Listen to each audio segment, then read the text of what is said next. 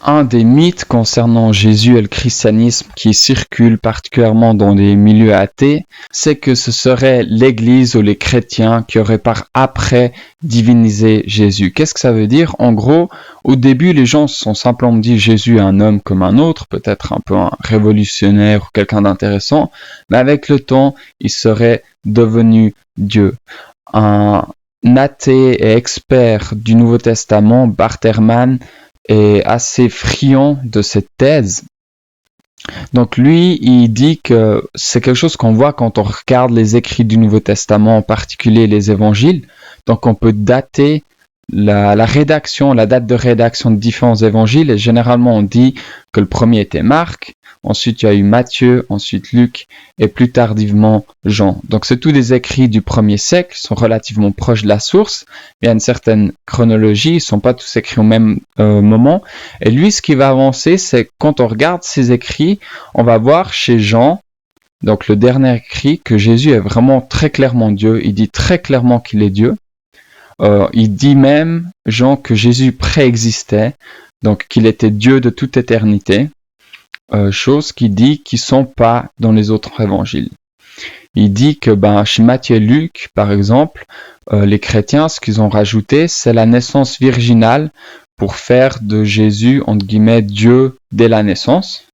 Et il dit que chez Marc, il est simplement Dieu peut-être dès son baptême, ou on ne sait pas trop. Il va même jusqu'à dire, il se contredit parfois, mais généralement il dit que oui, les disciples, ils croient que Jésus était Dieu, mais Jésus n'a jamais lui-même dit être Dieu. Donc ce qui fait pas sens. Mais bref, regardons de plus près ce qu'il dit. Donc en gros, on peut refuter Bart Ehrman de deux manières. La première serait de trouver une référence dans l'évangile de Marc où Jésus dit lui-même être Dieu. Et la deuxième, c'est en trouvant des écrits plus anciens que les évangiles qui disent que Jésus est Dieu. Comme ça, on voit que ce n'est pas les évangiles écrits un peu plus tardivement. Quand je dis tardivement, c'est toujours 1er siècle, c'est souvent avant la destruction du temple, donc on est 30 ans ou quelque chose comme ça après les événements. Mais donc si on arrive à trouver un écrit qui, avant ça, atteste que les chrétiens croyaient que Jésus était Dieu, toute sa théorie tombe à l'eau. Et comme vous imaginez, c'est pas très difficile. L'écrit le plus ancien qui se trouve dans le Nouveau Testament, c'est la première lettre aux Corinthiens. Il vous suffit d'ouvrir votre Bible et de lire la première lettre aux Corinthiens, et les références sont massives à la divinité de Dieu. La première étant l'utilisation du nom Kyrios pour Jésus. Kyrios est traduit par Seigneur, et c'est ce même terme qui traduit Yahweh, qui est le nom de Dieu dans l'Ancien Testament, qui est généralement traduit par Éternel dans nos Bibles. Donc Éternel ou Seigneur, c'est un titre qui est donné à Jésus dans le Nouveau Testament, dans cette première épître aux Corinthiens, qui est rédigée environ 15 ans après la résurrection de Jésus. Donc on a prouvé ici qu'on a un document antérieur à l'évangile qui dit que Jésus est Dieu. Donc ce n'est pas les évangélistes qui ont inventé ou attribué quelque chose à Jésus qui n'était pas là avant.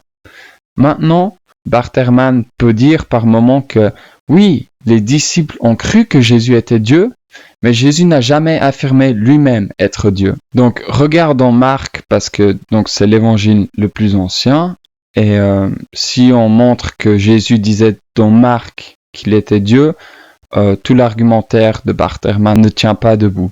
On pourrait par commencer citer tout simplement les actes démonstratifs que Jésus fait pour montrer qu'il est Dieu, mais vu que Bart Ehrman insiste sur les paroles de Jésus, on pourrait citer deux exemples. Le premier, c'est quand Jésus il pardonne les péchés, sachant que c'est seul Dieu qui peut pardonner les péchés.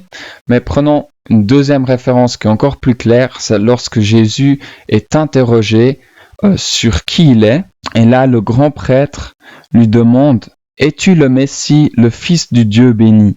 Et Jésus répondit « Je le suis, et vous verrez le Fils de l'homme assis à la droite du Tout-Puissant et venant sur les nuées du ciel. » Alors le grand prêtre déchira ses vêtements et dit, qu'avons-nous encore besoin de témoins? Vous avez entendu le blasphème. Qu'en pensez-vous? Tous le condamnèrent, déclarant qu'il mérite la mort. Donc, la raison même pourquoi Jésus est mis à mort, c'est le blasphème. Et en quoi consiste ce blasphème? C'est qu'il se déclare lui-même Dieu, en disant qu'il est assis à la droite de Dieu, en disant qu'il est fils de Dieu, et il déclare être la même nature que Dieu, donc être Dieu. Donc, Bart Ehrman, je ne sais pas comment c'est possible qu'il passe à côté d'une donnée aussi centrale et essentielle, vu que la raison même de la mise à mort de Jésus est en lien avec le fait qu'il déclare être Dieu. Mais voilà, donc tout ça pour dire que il ne faut pas vous inquiéter si des gens viennent et disent que c'est l'Église ou les chrétiens par après qui auraient divinisé Jésus. Non, Jésus est bien le Dieu incarné. Il l'a déclaré dès les débuts très clairement, je suis Dieu. Et c'est bien pour ça qu'il a été mis à mort. Mais la mort n'a pas pu le retenir parce que le troisième jour, il est ressuscité. Si vous avez apprécié cette vidéo, laissez-moi un like, abonnez-vous, mettez dans les commentaires ce que vous avez pensé de cette vidéo, si vous avez déjà entendu ce genre de discours, est-ce que ça vous donne des éléments intéressants pour répondre, ça me ferait vraiment super plaisir d'avoir vos retours.